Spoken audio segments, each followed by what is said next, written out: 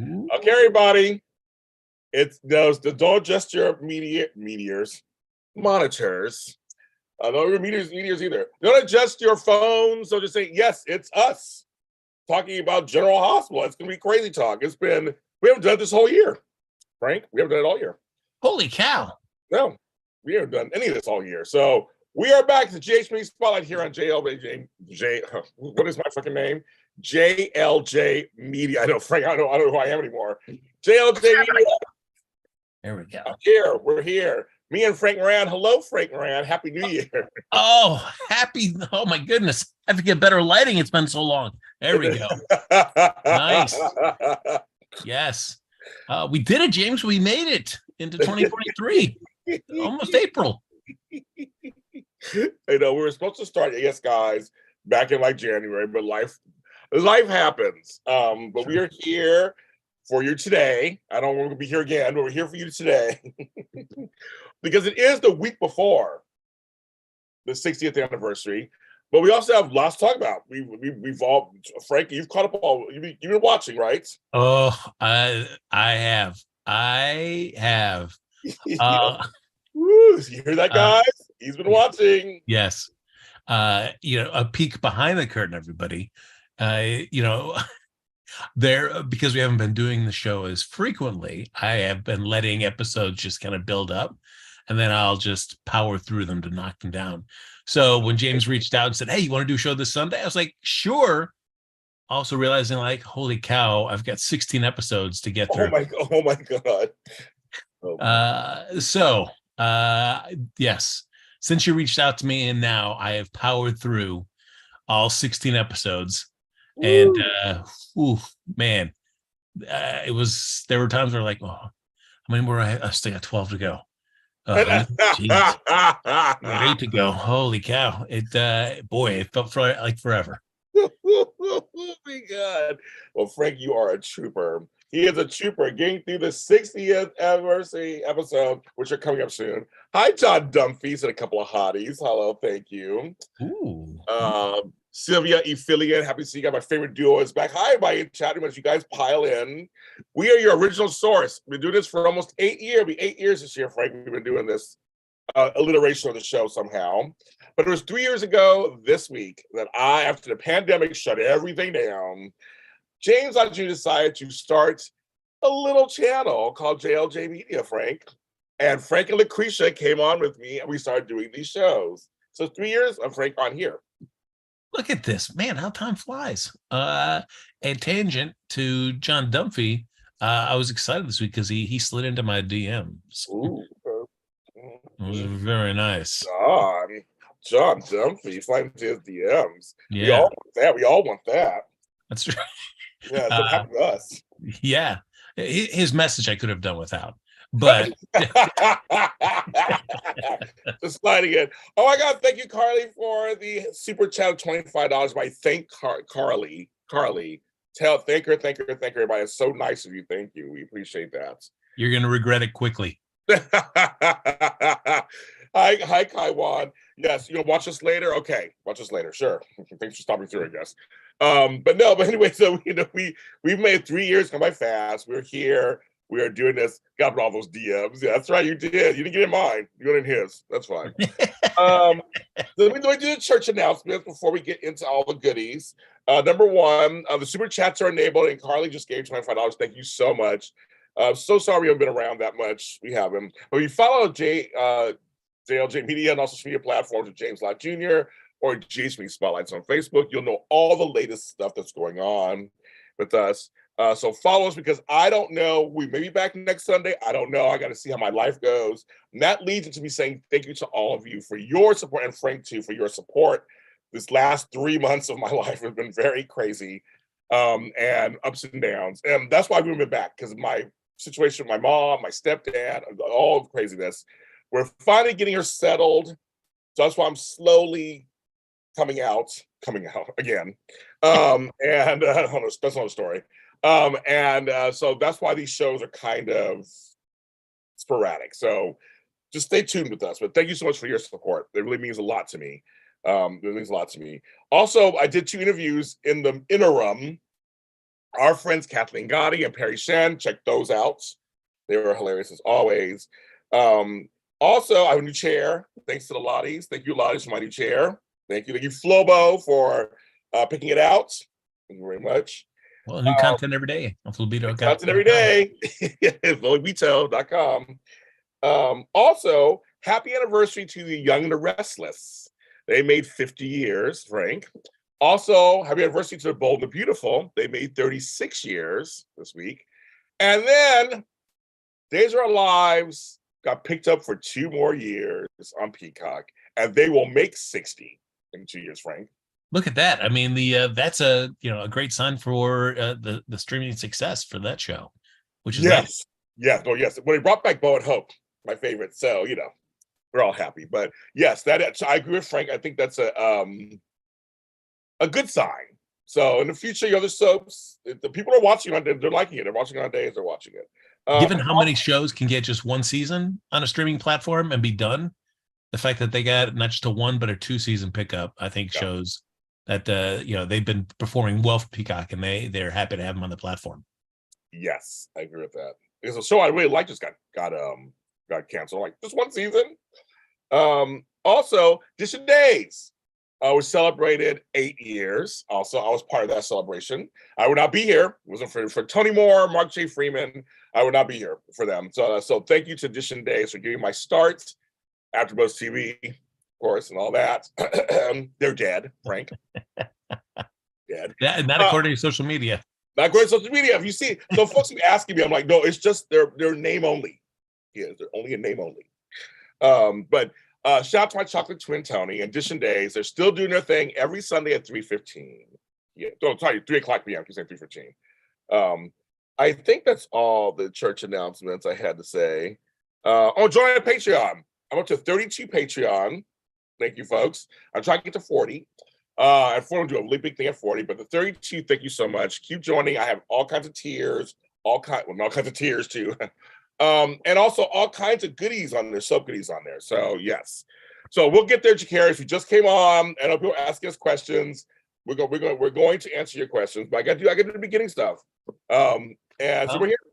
Yeah, and which, if you could just remind all the listeners, James, which Patreon level do they need to be at to get the boudoir photos? That's private. You guys have to DM me separately for that. There's no tier high enough for that on my thing, Frank. Hold on, let me slide into your... It's like the idea. I was like, I get the boudoir photos. You guys don't want those photos, trust me. They're not placed right here on my wall. Right now. Love to see it. But everybody, thank you so much. You guys are already listing like your favorite moments and stuff. But we're gonna talk about the past, and we're talk about the present, the future. We're talk about all that today. And I'm just so glad to see everybody in here. Hit the like button while you're here too. Okay, Frank, James, Frank. So we've been talking about GH for almost 8 years now. You've done it with me, Lucretia, Ladine, and Carla.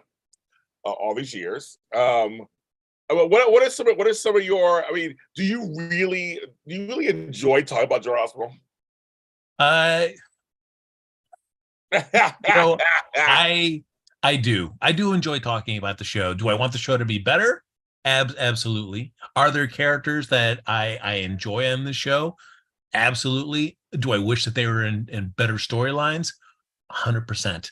I mean, and I think with any show, you're not going to love 100% of every character on a series. And if you're a longtime viewer, there are going to be characters you're going to be constantly kind of rooting for, and then there's going to be characters that you may hate at first and come to love, and vice versa. And so, I think we've talked a lot. Anybody that's been watching us for 8 years has probably kind of seen those journey that we've had in all facets of those kind of situations with characters. So yeah, I still love talking about it, but boy, this show likes to make it a challenge to say great things about the show. And that's frustrating at times. Yes, I agree with Frank. It's often there's sometimes I'm excited, and there's sometimes but that's our job, folks. We're here to watch the show and tell you what we think about it. And so that's what we've been doing for the last 8 years. And many of you guys are in here. Hi, Angela. I see you. Hi, Mark. I see you. Yeah, and some of you guys have actually started doing your own podcast after we did ours too. We're talking about it also. You guys kind of get how this works. Like we tell our opinions.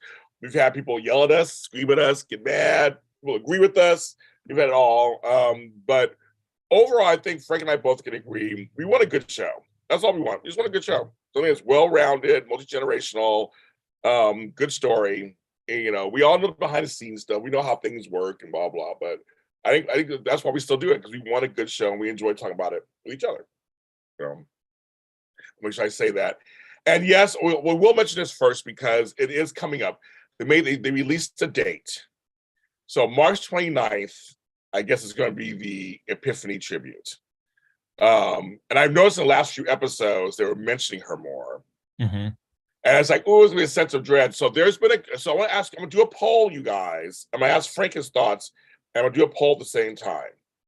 Okay. So, should Epiphany been kept alive? The different choices are kept alive, mourned, death. Those are your two choices. Because I've been seeing online a clear divide.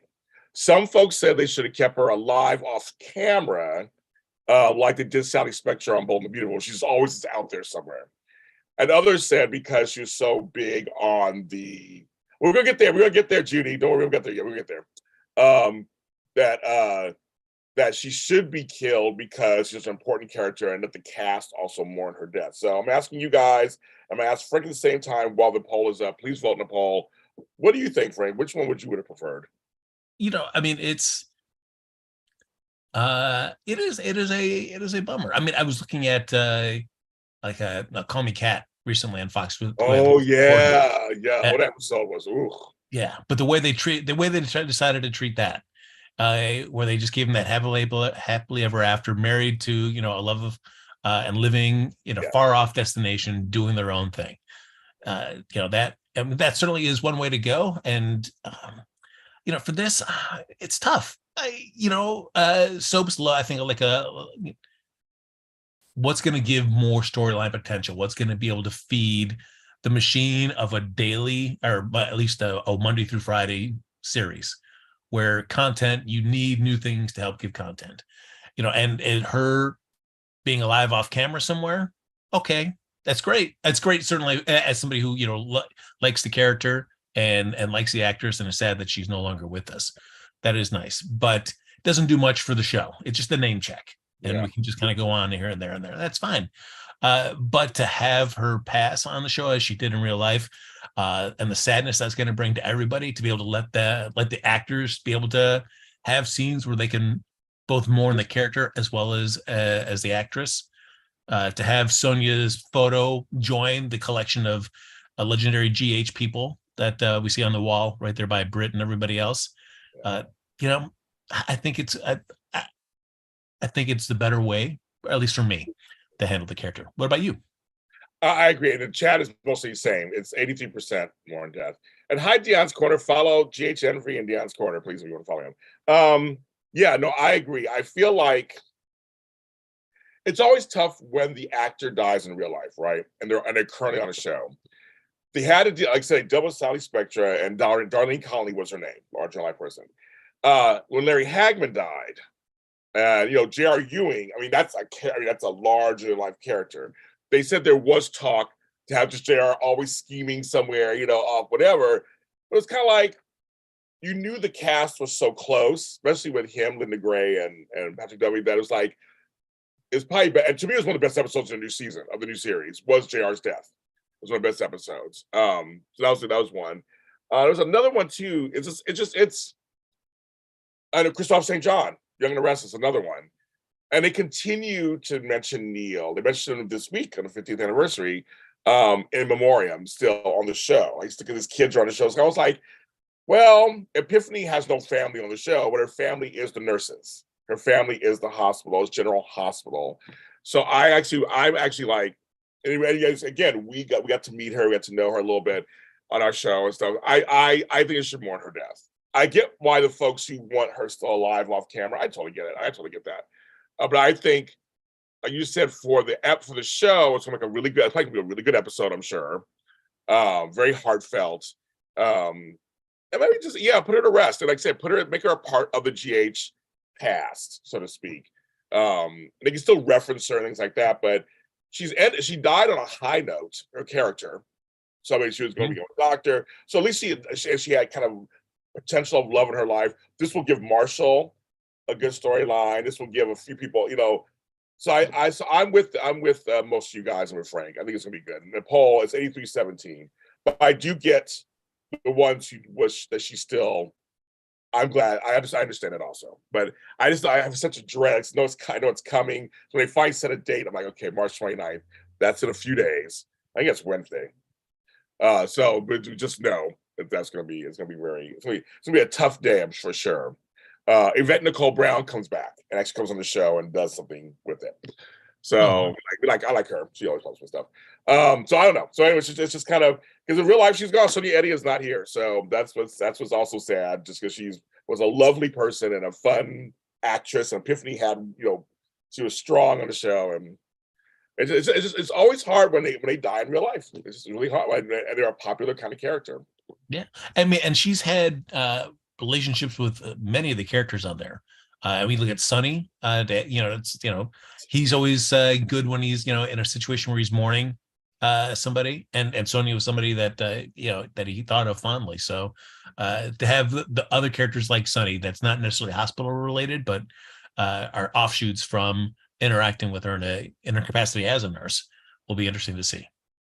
Yeah, well, I said this nurse's ball, everything. She was a part of all that, and so it'll be very interesting to see what they do with that. So I just want to mention, I saw that was a big divide online. Yeah, I mean, do we see Milo come back to the nurse's ball? I mean, we were talking about the wands, but is he there as well? I mean, that's that was somebody that he was heavily involved with for a long time. Or Robin. I wonder if they'll bring Robin. Yeah, they stop through, because right now Jason Thompson is heavily on YNR right now, but Robin can come through. I think she can come through if she wants to. So they're saying hi to Frank. Hello, David. Hello, Pop Princess, Monique, Sherry, Cherie, all you guys. Thank you so much for coming in. Meek, Cobb, thank you. It just come through. So I just mentioned that first. That's coming, folks. That is coming. But the nurses' ball. How do we feel, Frank, that Lucy's not involved? I mean, do we need and all her shenanigans behind the scenes with Vanna? What do we think? What are we thinking, Frank? I found those scenes excruciating this week.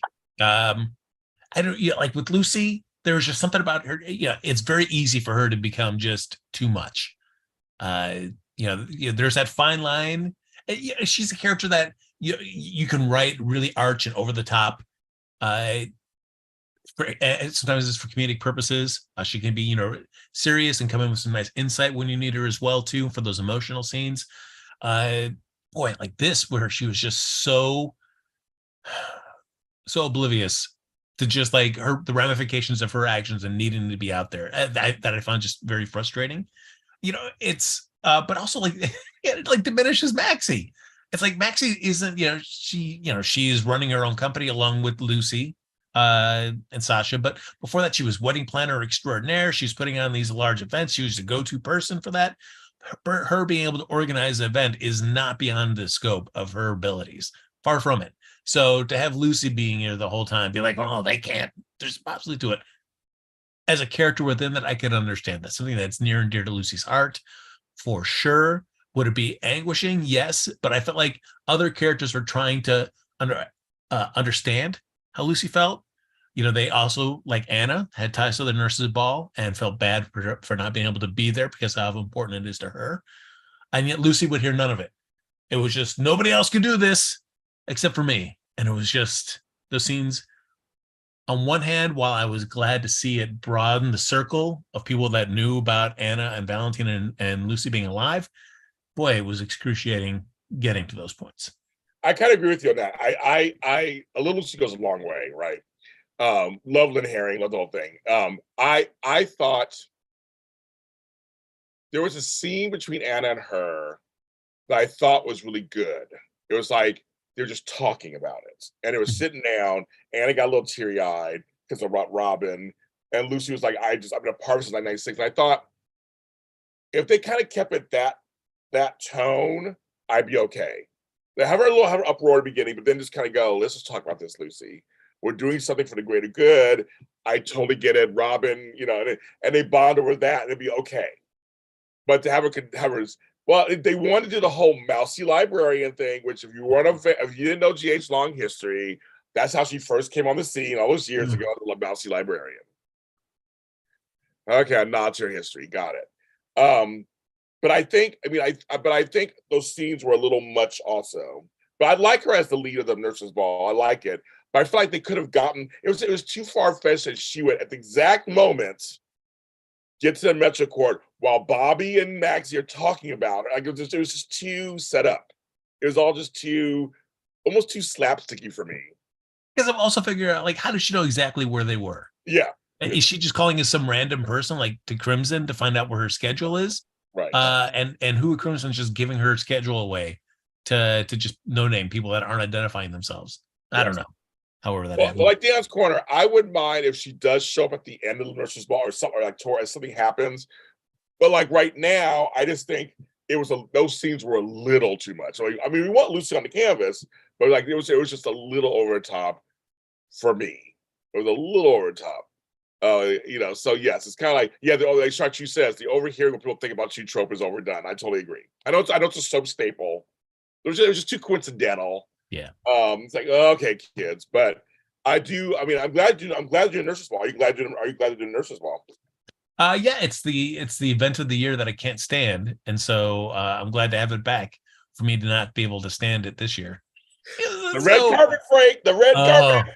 Oh, baby, that's gonna drive me crazy. But in one sense, do we get a chance to have Lucy sitting there on the couch in the safe house watching the TV show and have her be the Brit and Brad of commenting? That could be good. Stuff. Okay. Yes. So that could be interesting. But also, there's part of me that thinks that, well, Lucy is so instrumental to the nurses' ball. Does she need to show up at the end, like you were saying? And that one sense, maybe it helps be able to, like, we know that the Victor storyline is going to be coming to some sort of head, which would be great, which means that Lucy would be free and clear to be able to make that last minute appearance. I would love that too. So speaking of Victor, it's different. They decided to go. I was like, they're going that direction. So homeboy can't get it hard. Apparently, he can't get it up. They go, so we're going to get him at his manhood, like literally get him at his manhood, and he can't get it up. Frank, I was not expecting whatever Holly gave him back there. Right. Holly and Selena Wu gave him back. Late last year. It's gonna do to him, but it was not like Victor, you can't get it up no more.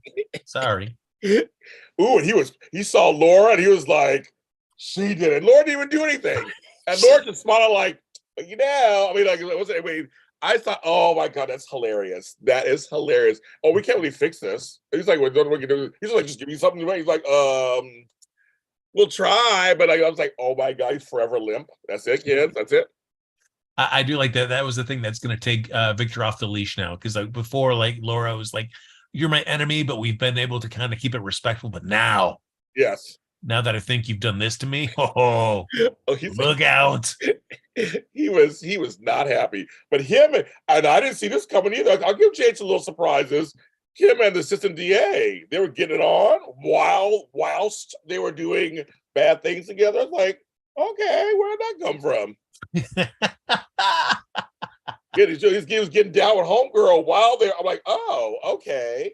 Mm-hmm.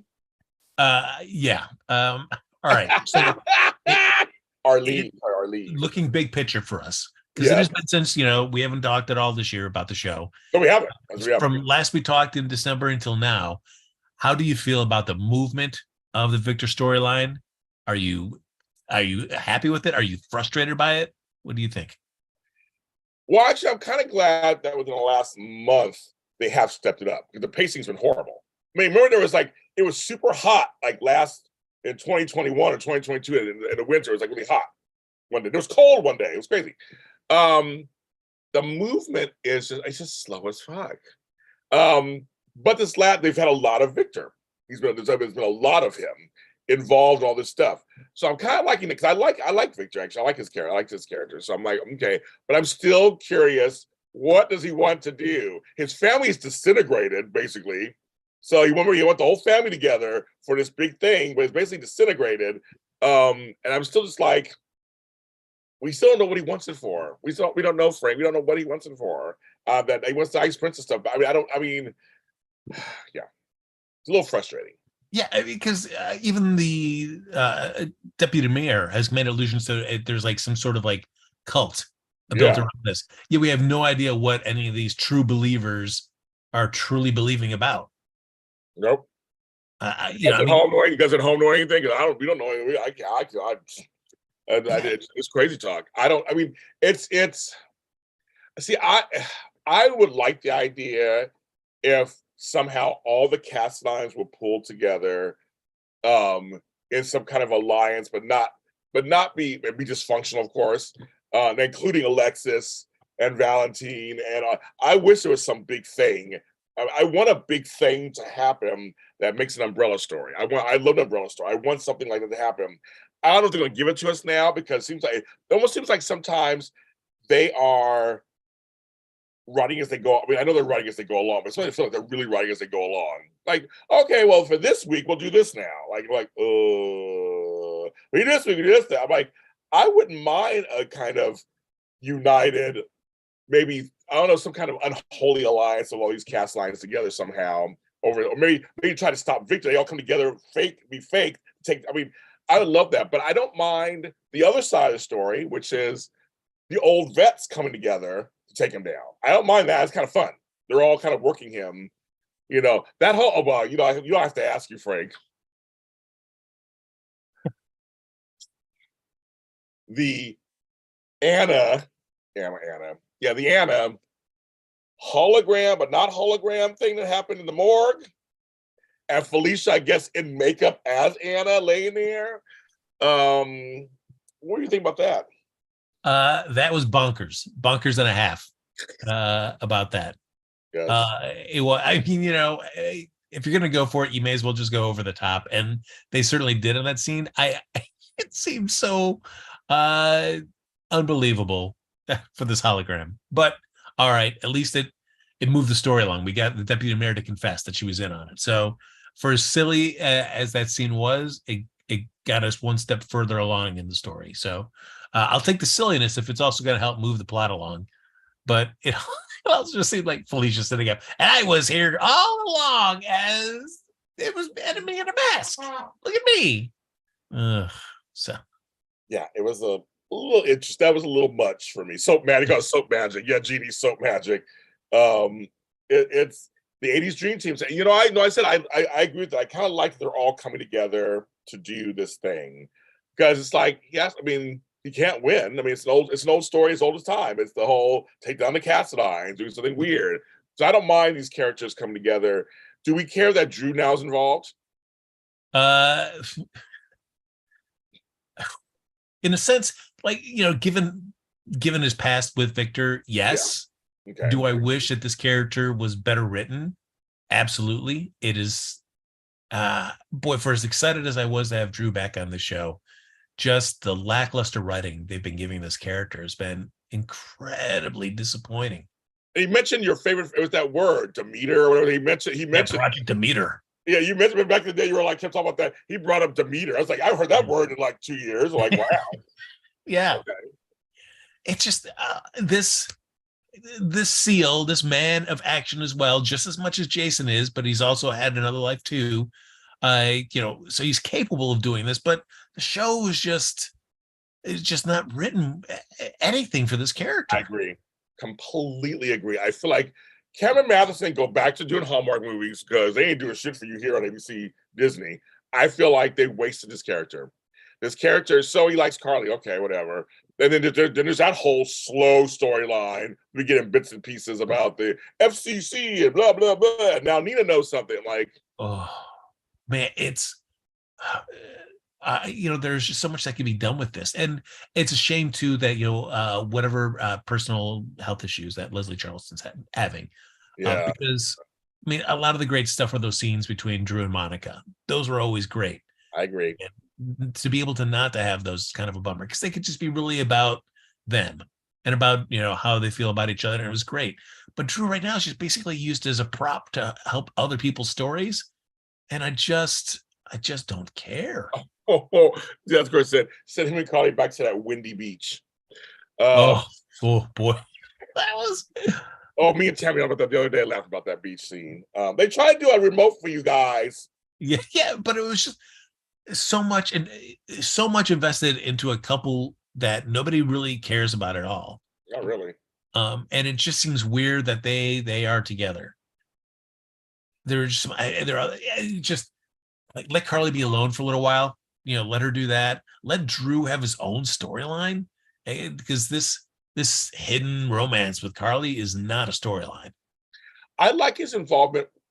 Trust me, it almost pains me to say this out loud because I hate the rest of the storyline. But I almost like his interactions with Willow and Michael. I oddly kind of like them.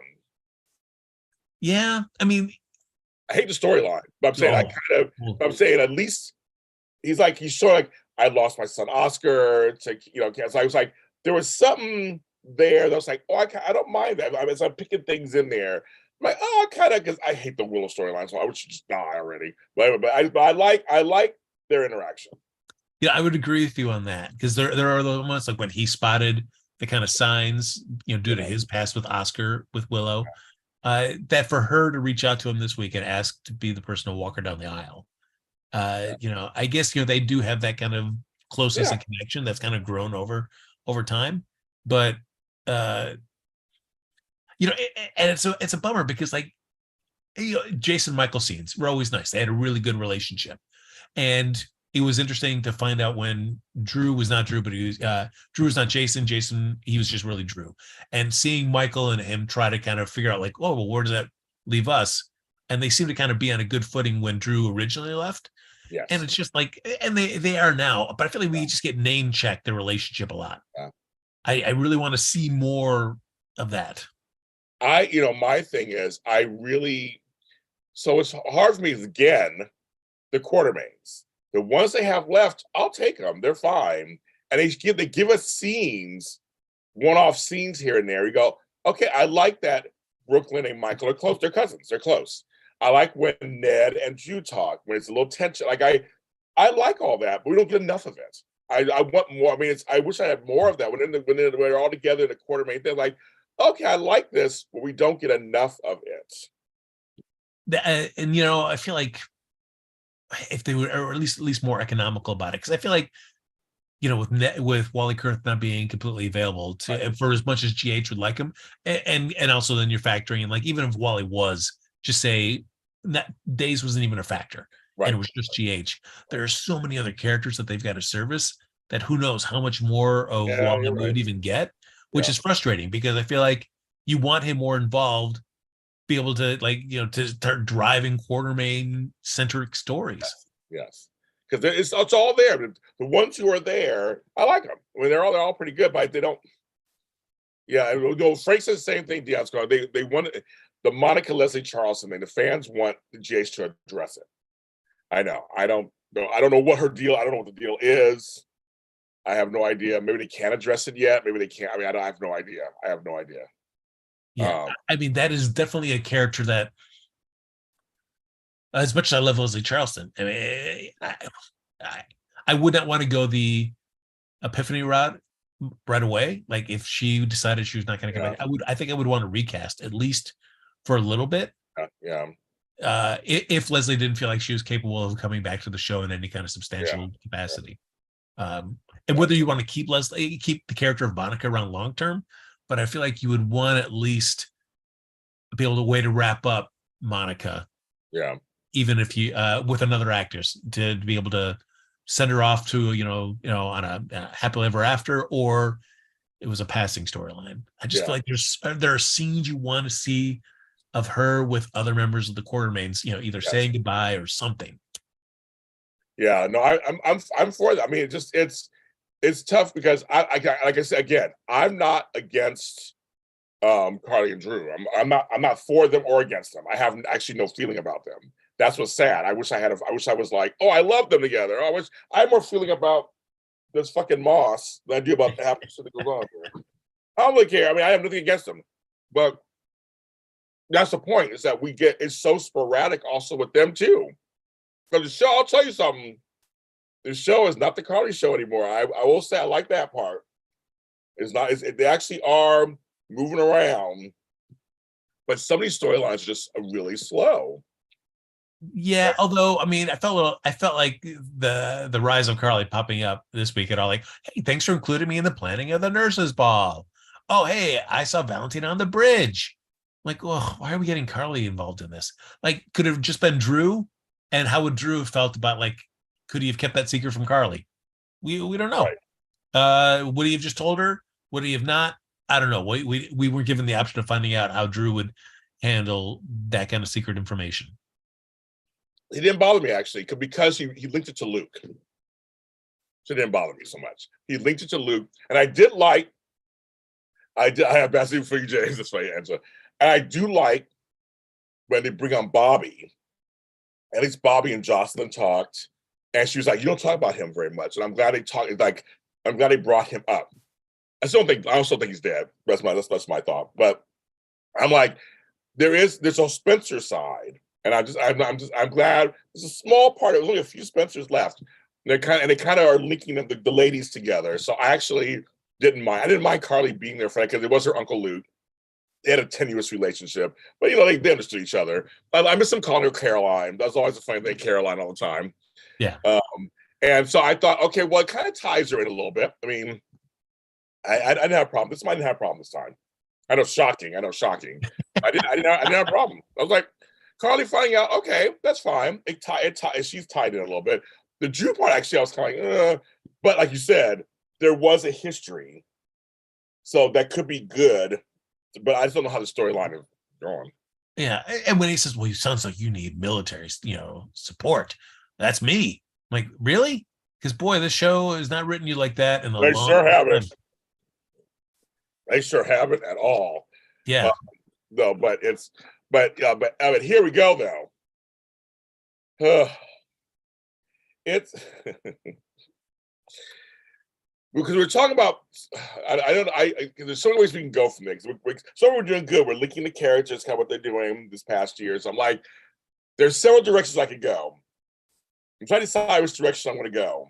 Ooh, We'll just do it now because Frank was going to do it already. The Willow storyline. As much as go there now, kids, because the other side I was going to go to is the Ryan storyline. We'll get to that a little later.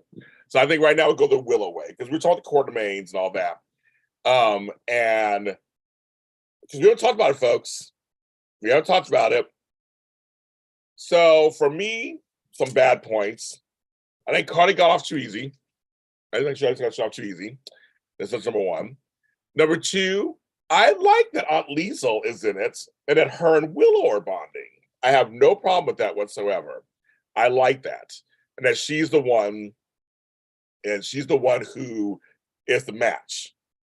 That was kind of cool, but they had to elongate it because she's taking a coagulant or whatever. Like they said, still long. Man, anyway to keep the story going. Frank? I agree with you on both fronts, James.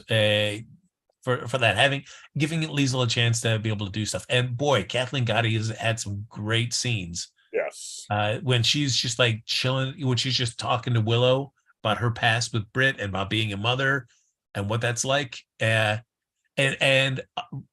not she's not, I'm not trying to hold my bone marrows hostage or anything like that, but just speaking plainly, just being direct. Liesel's been some great scenes that I've really enjoyed tremendously. I just while she's been giving great work, like Nina, Nina was already driving me crazy about this, but as this storyline has gone on, like she has just gone off the rails, and I agree. Oh, I was a Nina fan. I was a Sona Nina fan. Now I'm sorry, kids, I'm not anymore. Those two are awful together. I mean, it's awful. I'm like, I'm not a sorry folks. I was a Sonny fan, not anymore. They've written Nina just into a corner that just Yeah, I can't take it. and it's just like for us, we're always talking about the stories and the characters. It's not about the performances. Oh yeah, Yeah. But it's frustrating with this because I think part of my frustration with Nina, in addition to those scenes being the way they're written are, but the way, for me at least, that the performance does bleed into this, because the way that they're choosing to show this, she's always panicked and she's always flustered and she's always and it's just that adds, the scenes are already excruciating enough, but then you filter that in there, and it makes it even harder to just want to empathize and root for this character. Well, now it's the whole thing of his business. Nina, you knew his business was always out there. So, I mean, it's just kind of like, so I didn't even mind the scene with Carly and Sonny, where they were actually cordial to each other and just like very straightforward. Just like, you know the drill. Donna can't stay here. You know what's going on. And it's like, I didn't mind that. I kind of like that Carly and Sonny. I would never want Carly and Sonny back together, but they have this huge kind of blended family. That's fine. I'm good with that. It's like just be parents and grandparents to all these people. Don't get back together. So I didn't mind that talk. I didn't mind that talk. Yeah, and you can get the great Laura Wright teary eyes that Oh she yeah, can have in those moments. She get the water around the eyes, and that's always makes those scenes like, all right, yeah. But it's nice when they can just shoot straight. Like, we've got this history, we know what it's like, and we can just talk directly about it. But then you got to bring Nina in, and it's just, man, I really need I need some iteration, some change, some twist of the dynamic, because it's just, these scenes are just awful. I mean, and it also bleeds down into Michael and Sonny as well too. Yeah. Like, that whole thing is just frustrating as heck to watch. Where it's tough to have any sort of rooting interest in Michael at all, or understand his point of view for this, when, for at least me, it's like the show has shown Sonny time and again to try to be there for Michael when Willow is sick, when Willow is in the hospital, and he's there and he's not asking for anything. He's just trying to be there for Michael, and for Michael to then just constantly like, still gotta take him down. I'm not gonna, like, he'll have that moment where he's like, no, I can't. I gotta make him pay. Like, and that's just it's just so hard to watch. Yeah, because they're making Dex is falling in love with Sonny, so to speak. He's falling in love with him. I mean, that's clear. That was clearly going to happen. That was, I mean, and I agree with Mel. The character has been just really written badly these days. I really feel bad about this. And my thing is, I get Michael and Jocelyn being upset at Sonny on some level. I totally get that. I totally get it. But it's just too much. And again, because of the pacing of the show, everything's just so slow. It's just so slow. It's just so slow. Just so slow. So I can't get. I'm not really invested anymore, because they feel like it's like they just all of a sudden now it's Jocelyn and Dex. That's what they've been kind of. Now it's them against the world, so to speak. Yeah, but it feels frustrating that Jocelyn has had no self-reflection on the secret, even though, I mean, not for any kind of length of time that Sonny did, or Nina was keeping a secret as well. But certainly, she's kept a secret for a little bit of time from somebody that she cared about, and then that person found out, and it was hard. And that's like Cameron finding out about her and Dex. For Jocelyn still to be like, oh geez, not that she has to love Sonny, not that she has to love Nina, but just to be able to understand, like, all right, I can understand a little bit. Doesn't mean I like him, but I understand, kind of what they did. And, maybe they're, I don't need to see the guy in prison. I'm not going to be best friends with him, but I also don't need to see him in prison either. Yeah, no, I mean, and I see in the chat room that it just getting heated in here. Everybody has a different sides to this. And my thing is, again, Sonny to me has been, him and Michael have been apart. They've been fighting for a long time now at this point. I just want to see a major thing happen where either they get back together or they don't. I just feel like Sonny's always been Sonny. I don't know. I feel like Sonny has always been Sonny. So people getting upset at him, I can see getting tired maybe of him and getting tired of the stuff and want to pull out. But it's like, but he's always been Sonny on some level. He's always been Sonny. And so I understand, but I'm like, Michael, you're a grown up. And I'm not saying grown ups can't get upset, but like my mother got remarried, and I was in my 40s. I was like, he was not gonna be my father, and she got remarried. I'm like, okay. But I feel like sometimes when you're an adult, you understand things a little more. So for Michael being so like he betrayed the family and all that stuff, it's like, well, I don't know. It's just I don't know. It's just there's a lot of stuff between Sonny and Michael over the years. When he took Avery away years ago and all that. It's like there's always been something between them that's been off. I think I feel like they need just he just is done with him or whatever. It's like just not. They keep going. It's the inconsistent writing. As someone just said in the chat room, I kind of agree with you. It's like it's all these different things that are going on. Nina to me is a non-factor. Like whatever, you can not like Nina, like Nina, whatever. I just feel like Sonny is the center of all this on some level. Yeah. And so, and remember Sonny killed AJ. And I'm like, there's something to be said about that too. I mean, but this show, of course, loves Sonny. Yeah, I mean, and that in a world where they've already written Michael forgiving Sonny for that, and then being close again. So it's tough. It would be like if those were little chinks, and then this whole thing with Nina, and Carly with like the straw that broke the camel's back. Yes, great, but it's tough. You're right. When you have the character bouncing up and down in terms of how he feels about Sonny, it's tough. And now you're like, okay, well, you've done this before. Now I need to see something. I need to see the upside. Yeah. Or I don't need you to be, super in love with your dad. If you got frustrations with your dad, absolutely. Lots of people in the world have frustrations with their dad. But boy, like this blinds, just willfully blind vendetta against Sonny. It's just like, I don't understand anymore. But they did it. But the problem they did also though is they have this. Okay, it'd be different if he was like, I'm going after Sonny, and that's it. Okay, let's give us a storyline. It's fully that. But no, they gave him also this other storyline of Willow getting sick. Mm-hmm. So he's kind of torn. He's doing two stories. It's like, I want one or the other. So you just kind of just go. I want to see him go full throttle, be a total enemy of Sonny or whatever. Just go full throttle. Have him be the one behind the shit. Like, but they're not. But we don't know what it's again the pacing, and he's being spread thin already. He's over here more into the Willow stuff. So I'm like, I get trying again to get invested in this rivalry when they really don't. It only pops up because of Dex. Dex is the glue between the two. True, because we never really, other than this thing with Dex, we really don't see Michael doing much to really take him down. He doesn't have like a bunch of different irons in the fire, with Dex only being one of them. It seemed like he's gone all in on Dex.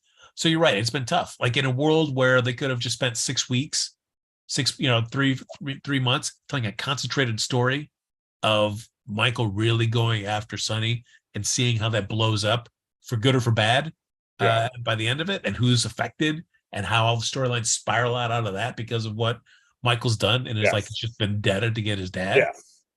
So Angela, we're kind of agreeing with you. We're saying if Sonny did all these things to Michael, the show should really show us his anger and actually have storyline to back that up. They're not really doing it. Monique brings up a good point. They should change his name to Quartermain. Yeah. Why is he still Corintha? Like if you're done with Sonny, have him make these big moves. So far, there's been no big moves. It's just him going to Dex and going, what are you doing now? What's going on here? And it's like, and again, the pacing is so bad. So, so Angela, we're on your side and said that, okay, so Sonny did all this stuff to Michael. Let's say he did all this stuff to Michael. Well, then let's show Michael really go. I thank Jason Jose for the super chat. Thank you so much, you guys. We appreciate it. We totally appreciate it. Thank you. So that's 3 today. Thank you guys. So they just need to now show us Michael make big moves against Sonny, and then we can go, okay, here we go. Like I said, and affect the families. Michael is part of 2 major families. It can affect the fallout could be so huge. Again, umbrella story could be so huge. like you said to Jocelyn the other day, I don't want you apart is because are you prepared for the fallout from Christina and Dante and all this stuff? I'd love to see that played out. I would love to see all that blended family just blown to bits over Michael doing something. I would love that. I would love that. I would love that storyline. Would love it, love it, love it, love it, love it, love it, love it. And frustrating thing is, like, I feel like we're not, even when things do kind of blow up in whatever kind of small fashion they will now. I feel like we're, are we going to get a Jocelyn and Christina scene going, toe to toe against each other? Probably not. Probably not. I could see us getting a Dante Michael story scene. Yes. But I can't, could I even get a scene of the four of them in a room together going on this? Absolutely. But I just feel like we're not going to, which is a bummer. Right. I would. Right. Kind of like, Michael is could be the Adam Newman of GH, kind of. Yes. Do things that actually make story happen. It just feels like it's just the same whining and whatever. It's like, show him really pissed. Give us something major that happens, and then have the fallout. Yeah. Go ahead. Yeah, I mean, you can tarnish Michael's image. He doesn't have to be the good boy all the time. Let him. Let this be the thing that just takes him down, and he's just, he's nice to the people he loves, and he doesn't care as much about the people that he's got grief to. And his family can both love him, and they can both love Sonny, while understanding that the two of them aren't really going to be getting along with each other. Right, because Dante, I've been enjoying the Dante Sonny talks. I've been enjoying those, and Dante and Michael talks. We even had Dante and Jocelyn a while back. They had little talks. I'm like, but Christina, let me start on Christina. Don't even get started on that, and how they just barely use her. They bring her in for something, and now she'll start her own restaurant or whatever. And like, just come on, folks.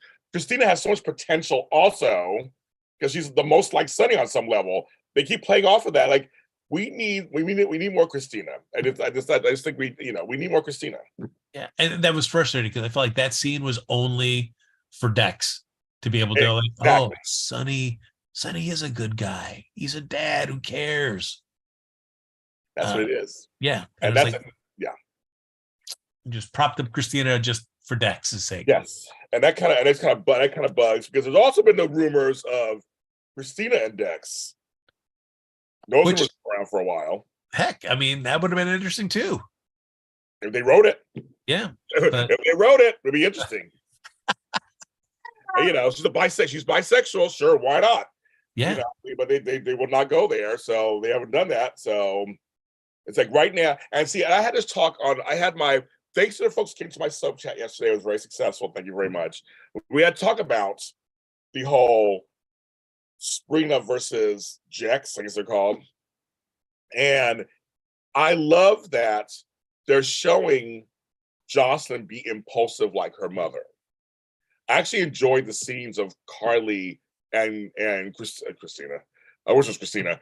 Carly and Josh talking a few weeks ago, because it was a simple talk in the dorm room.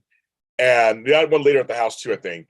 And Carly was just like, I think she was seeing herself with her and Jason. She was seeing herself in her daughter, and Laura Wright played it so well. It's almost like she wanted to say shit. It's happening, and she just talked to her daughter about this, and I thought it was great. I thought, why not? This is the next generation. I didn't mind that. I didn't mind that at all. Yeah, no, and that's always. I mean, because especially when you've grown up watching these characters and you've seen their story, to be able to have them talk to their kids and go like, oh yeah. Learn from my mistakes, or I can empathize with what you're going through now because I did this. They're always good scenes when written well. I even enjoyed the whenever Cameron and Elizabeth get together, they start talking. It's like I kind of like their scenes together. Like, he's the oldest. They kind of talk. I didn't mind that. I actually didn't even mind the Elizabeth and Carly scene we had recently. How they're actually much more alike than they are different. And Carly was like, I would do the same thing probably if it was somebody like that, but whatever. But Jason wouldn't make us do that. But I kind of like that scene. There was a scene about that I did like. It's like, hey, I know we get the job done, which I kind of like that. Yes. Like, hey, reach out to me if ever you need anybody. I know we're not friends. Yes. But I can understand, why she made that offer. But the part of that was like, that she gave Elizabeth back the picture of her parents that she took out of the. Right. That was weird. Like Charlie's just been holding that in her purse. Said she took it from Elizabeth's house. That was weird. That part was weird. But like you said, parts of those scenes were great. They were like, I mean, they'll never be close friends, never. But and I like that. That's fine. They'll need to be besties. But I like that they were. But again, I said we're getting some character development and things, and people are allowed to grow and they're changing. We're seeing them mature a bit. And then some characters we don't see anything. And so again, back to Christina, I just want briefly, because I just wish there was more Christina on there. I don't know why they're just not. They're not really doing it. It is weird that she is the one Corinthos kid that is just kind of. Yeah, I just and it's also a Davis. And again, we're going to be started on we have the scene with the girls, great, but then it's like they bring up that Molly wants to get pregnant or whatever, and then all of a sudden we haven't seen them in 2 weeks. Yeah, that's true. I can never get invested in TJ and Molly ever because they've barely been on screen since they've been married. I just can't get invested. I want to. I would love to get invested in them, but to me, pacing again. It's horrible. Yeah, I mean, it's gonna be because I feel like with TJ and Molly, especially for Molly, we'll only see her say 6 months from now. Like, oh yeah, I'm almost ready to be having a baby.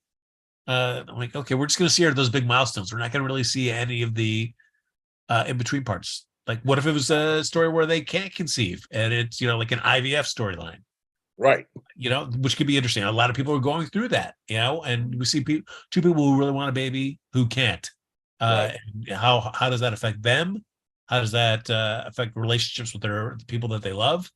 It could be an interesting story, but I doubt these two characters are going to be given the time to even do a story like that. Well, Rim 2011, I heard that same rumor that Christina will be Molly's surrogate if Molly can get pregnant.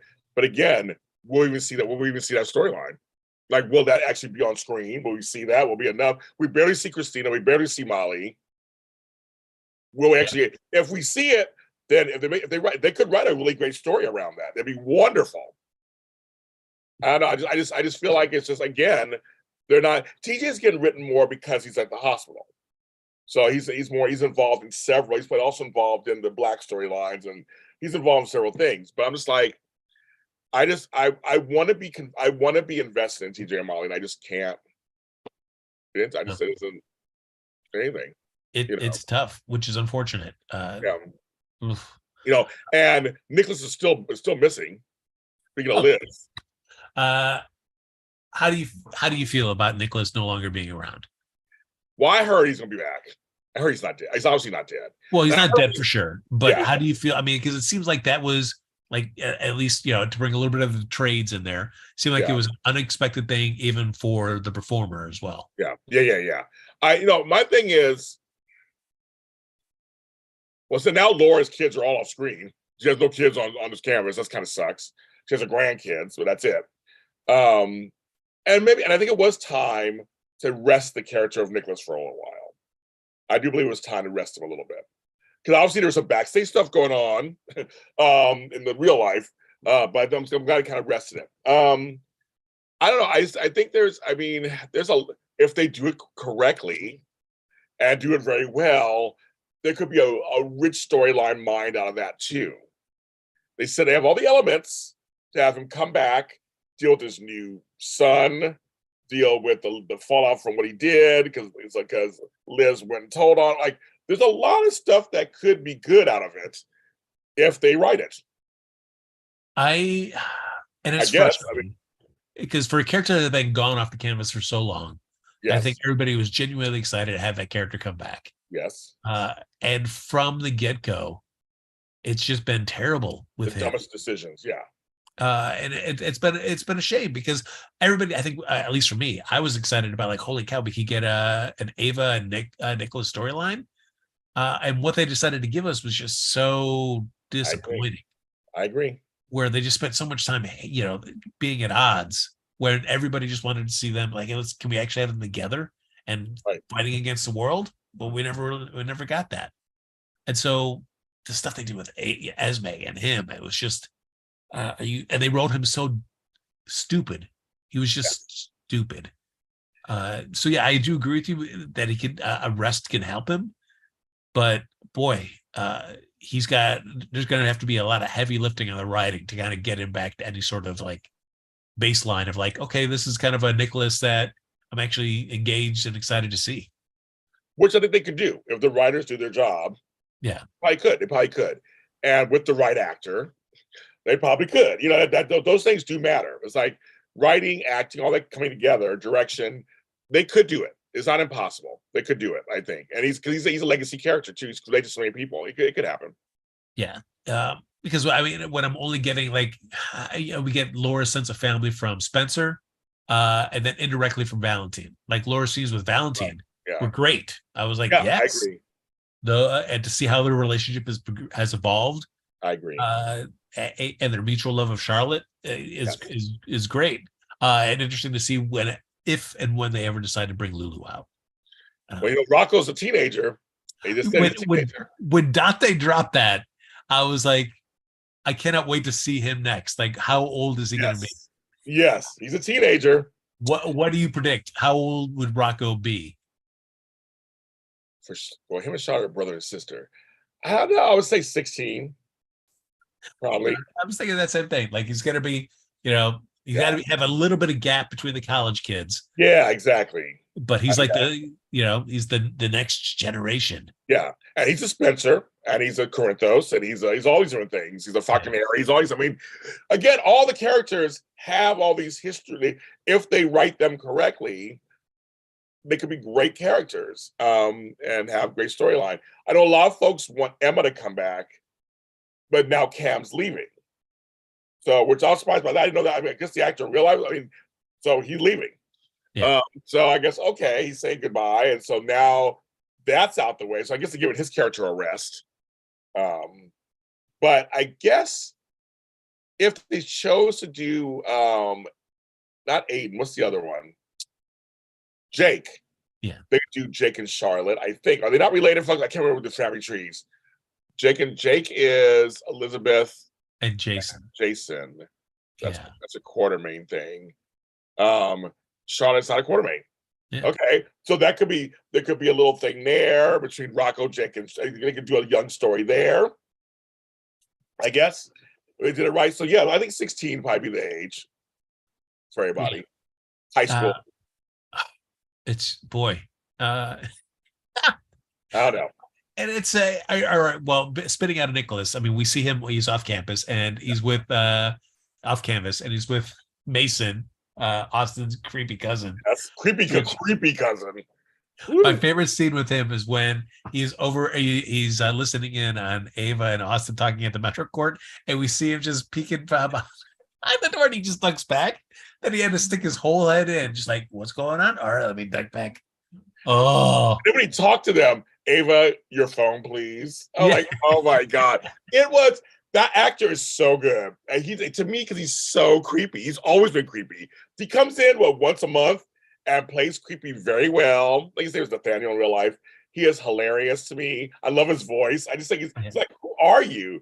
And who are they working for? We still don't know what's going on there. Get to my pacing. Oh my goodness. I find that the most egregious of all. Like the pacing of the show, as we've talked about a long time, is just awful. But for this to have gone on as long as it has, all these kind of interactions between Mason and Austin, and not have any better sense of what the underlying threat is that Austin doesn't want to get back involved with, is ridiculous. I know. That's why I like him with Chartreuse, because he's so he's chewing the scenery, but he's hilarious. The character's hilarious to me. He's like he plays a nuisance. Hey, cuz he is like a nuisance. He plays it so well. Because he shows me like, oh, here he comes. And you can see Austin like, oh, here he is. Like, he's a nuisance. The guy does it so he can chew that scenery. I don't care. I love it. I think it's hilarious because he's such a fly in the ointment. That's why I think it just makes me laugh. Because that character's like, we don't know what he's doing or who he's working for or what's going on. I mean, has no idea. You have no idea. But now he's got Ava floating around. He's just kind of floating around out there. They didn't do what I thought they might do, put her with Victor. They didn't do that. I mean, I was like, so she's kind of floating. Her and Austin are kind of getting close, but then all of a sudden we haven't seen them together in weeks. I mean, Yeah, I mean, it gives Austin something to do and Ava yeah, something to do if they get sucked into whatever this politics storyline is. What I right, would love is for them to actually just tell us anything about the dangers of Patak.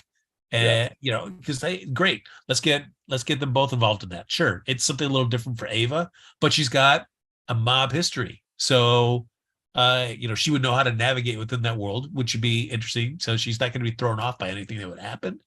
But it would be cool to see whoever is running Patak to think that they can, have something on Ava, and for her to be like, you don't, and her to be able to, turn the tables on them would be interesting to see if they decided to go that route. I know a lot of folks, Jason Jose, have brought up Olivia Jerome. That'd be a great twist. We'll see what happens. We have no idea. Something is Selena Wu in the background. But see, you know what? Sonny get on my nerves. Because Selena so far has always shown loyalty to him. And he's always mean to her all the time. Isn't he? He is all the He's so time. rude to her all the time. I'm like, she's being nice. She's like, she's done nothing. She's done everything you asked.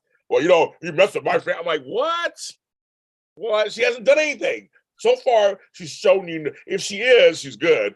But so far, she has shown you nothing but, isn't that your bar and your area? It's like, well, yeah, I can control the patrons that go. Like, he's just so rude to her. Yeah. So rude. I mean, I think like, the only thing that she's done is just she didn't tell Sonny about buying the garage. Right. Why be hearing it from Gladys, not from you? Like, okay, sorry, Sonny. Sorry, okay. Yeah. But Yeah. other than that, yeah, what's just so if Selena Wu decided she wanted to make a run on Sonny, I would fully support it because So would I. like, come on, Sonny. You can't. How are you fostering any sense of loyalty if the way you talk to people is just like you make them feel like they're fools every time you talk to them? I know. It gets my nerves. It gets my nerves. Which one here? Selena and Sonny money. I got to mention this side because I mean, we could talk for 5 hours. I can't talk for 5 hours. I wish I could, but so we got to move along a little bit. We got to talk about Ryan's death. You and I talked about it off camera. We got to talk about it on camera now. So Ryan's dead at the hands of Mac. Mac and Kevin, I will say I did enjoy their scene together. I thought it was very cool, their little scene, because they have a lot of history. Two men crying. And on the side, we got Cody, who's lying to Mac. But wants to check on him, though. Are you okay? It's that weird, estranged beer nobody else drinks in the world together. So anyway, Frank, go at it. The Ryan death was terrible. Not that the character didn't need to die, but that whole build-up for the storyline. Do you realize that we spent 2 years of Ryan, in sitting there at Shady Brook in some vegetative state? Then we also find out the reveal that, oh no, he really can move, but nobody else knows except Esme. And then we spend a long stretch of time with that status quo to only find out a little bit when Heather Weber gets there. They're like, oh, okay, now he has somebody to talk to and at least play up against. That's not Esme, which is like, okay, great. These are cool scenes. And then immediately to get out and then get killed. That was it. It was like, oh, there's going to be such retribution when I get out. And there was zero retribution. There was zero. This was a failure on all fronts. The pacing of this storyline was awful. The death of Ryan, awful. The lack of involvement on Kevin's part in the storyline, awful. And to give me that last little bit where Kevin goes and sees the body of Ryan at the end, not nearly enough. I will agree that the scene between Mac and Kevin and them kind of having that moment, lovely. I mean, it's like, yes, that's what these characters, these actors, these characters, that's what they can do for you in the storyline. Why couldn't you have given them more in the storyline leading up to this? Yeah, I think, it's having, again, we love John Lindstrom. His performances each one is really good. Frank and I agree on that one. They're amazing. Playing Ryan and Kevin, he's amazing in both. But I kind of agree with Frank on some of the stuff that he just said, because I think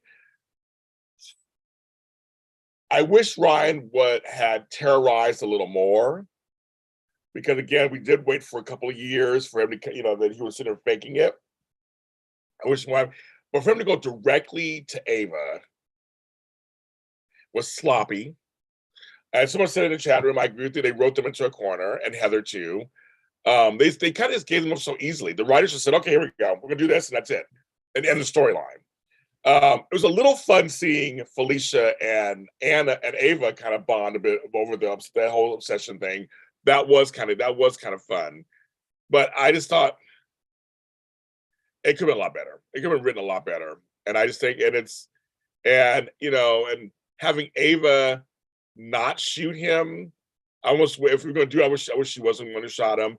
But I see what they gave John J. York some meaty material for a minute, so I won't begrudge that because they had him shoot. I won't, because we always want more stuff for him.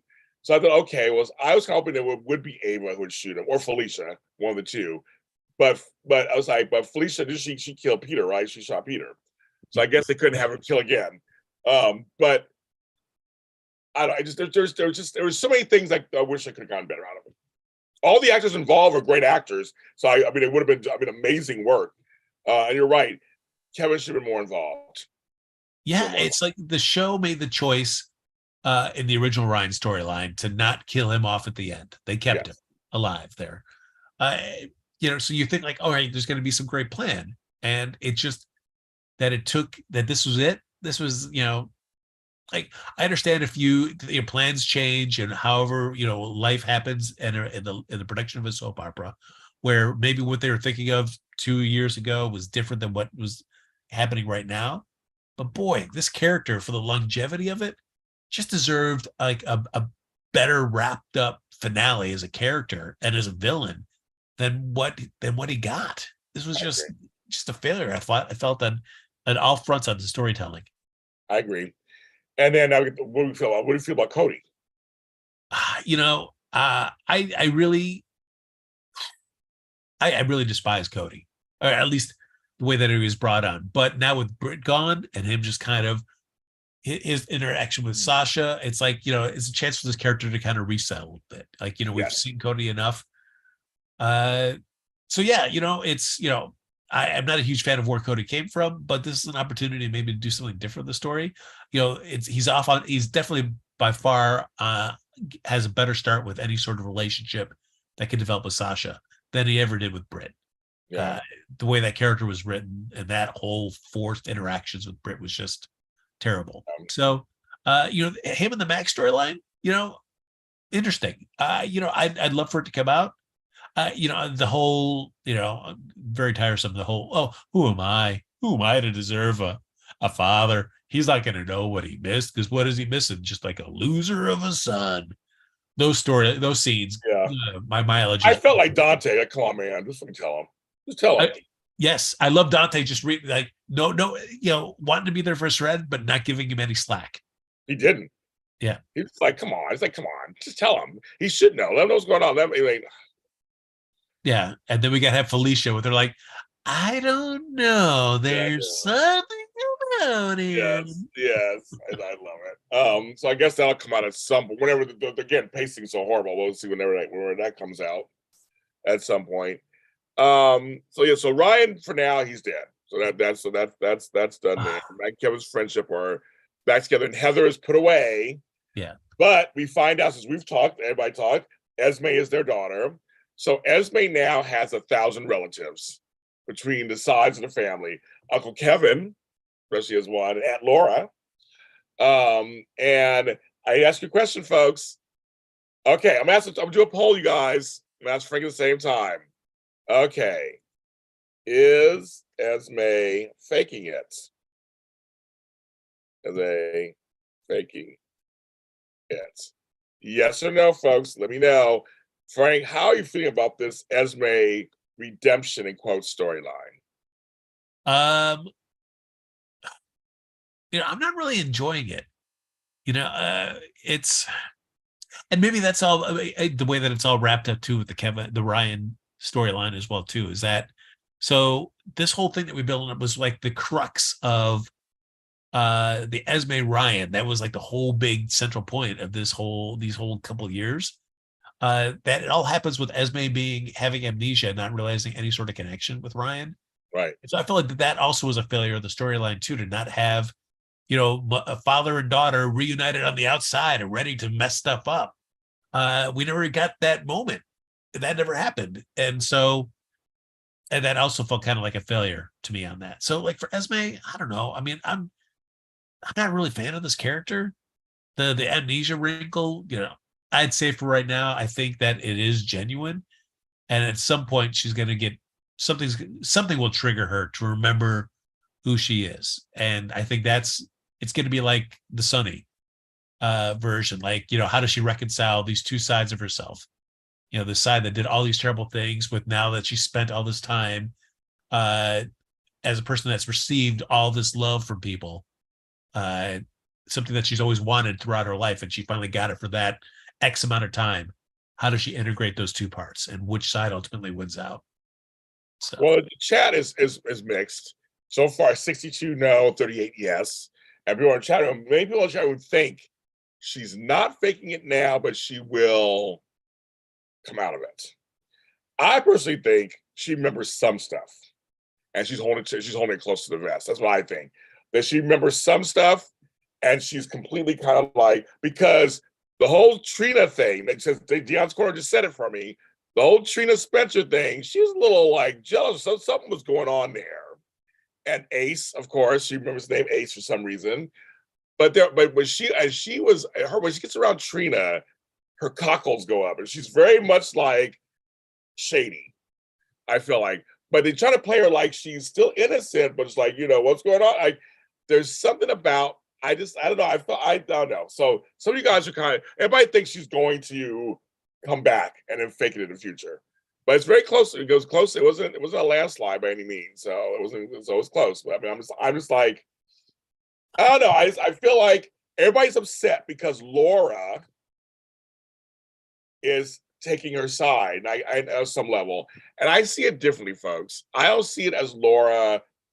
She said, "I don't know if I completely forgive you or believe in you." She keeps telling her, "You did horrible things, like you did the stuff you may not remember."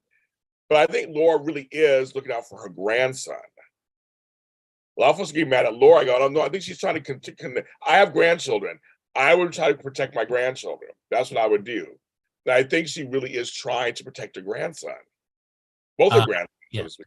I agree with you on that as well, because I thought the one scene that drove me crazy this week was when Spencer and Trina are outside the doorway, and she's, "Well, what's taking your brother so long? Like, what do you care? You've hated this guy. You don't want him around your brother anyway. So all of a sudden you're concerned about why he's out in the hallway too long."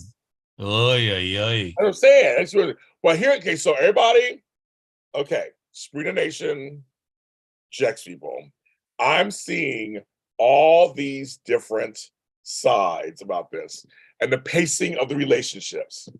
And I see it this way. I see it as they're trying to create as old-fashioned sweeping romance for Sprina. As it feels like to me, all the longing glances, the friendship first. I really think they're trying to create this big thing, but in today's times, people want instant gratification. So I'm wondering, that's why people are getting upset. Like, why aren't they having that second kiss yet? I'm like, I really think they're trying to make them this big sweeping romance where Joss and Dex are irresponsible, impulsive, hot and bothered. I feel like there's a reason for both. I don't think it's to do with race, because I'll call it race in a second. I will. I don't think it's to do with race or anything. I think it's literally they're trying to really make this couple a super couple, so to speak. That's what I think. And having Laura in there with the Esme thing, also looking after Spencer, looking after baby Ace, whatever. I just think that again, Laura sees the big picture. I like Angela just said, Laura was very close to Liz.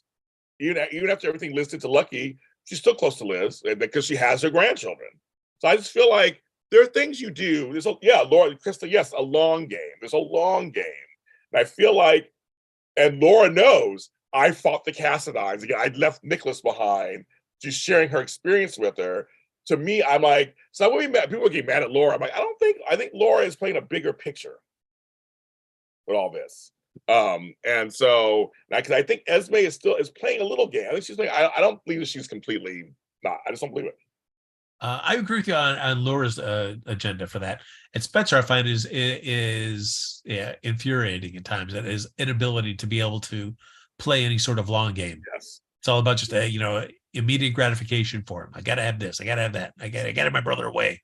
We gotta change his name. Ace is a terrible name. We gotta change it. Give him a Cassadine name. Yes. Yeah, but you bring up an interesting point between Sprina and Jex, Yes. where for the story, and I can definitely see what you're saying there. But I also wonder too with Sprina is just given the realities of soap opera production now, can you is the type of pace that you would tell is the type of story you would tell with that acceptable in today's thing? Because You're right. it's a gratification. I understand that for sure. Yeah. But is there? I don't know if you can go full classic soap opera because I just don't know if, given the realities of how the show is put together now, if you're going to get the time with that characters to be able to do that. But I would say I enjoy.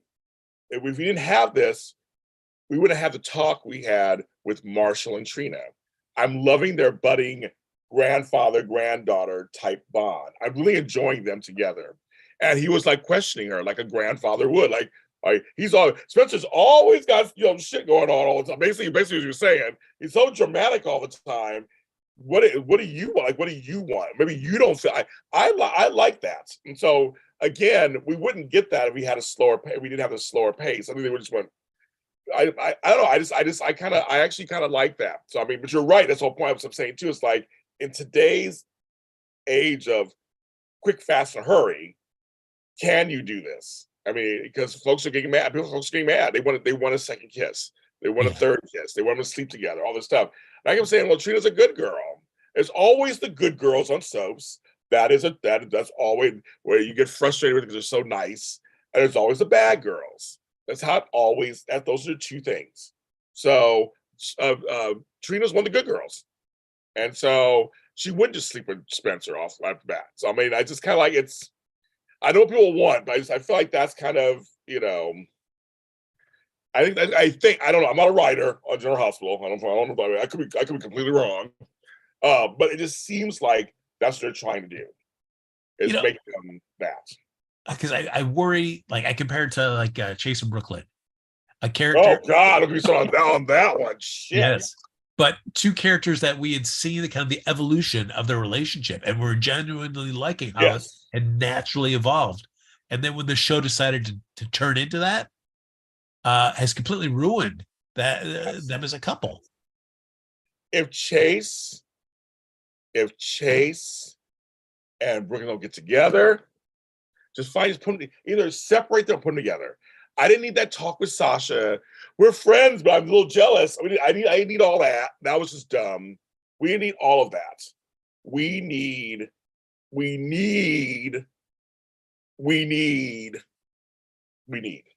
Yes, I cannot stand any more of this Link storyline. Oh, it's excruciating, and it should not be.